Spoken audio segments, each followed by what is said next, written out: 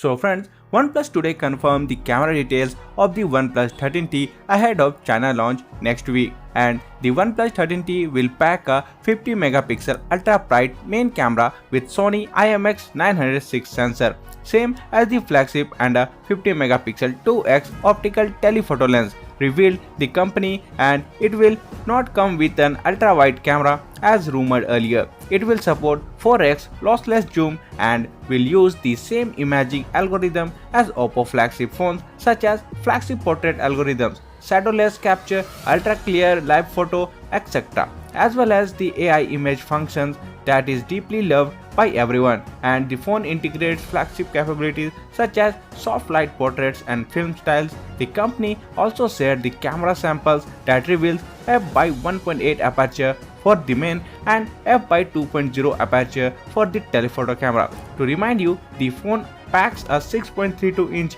1.5K 120Hz flat AMOLED screen and camera deco mode of one-piece metal, ultra narrow frame, rounded arc corners, powered by the flagship Snapdragon 8 Elite SoC, and the company claims over 3 million Antutu score. So that's for today in this video. Thank you for watching, and for more videos like this, please subscribe to the channel and press the bell icon.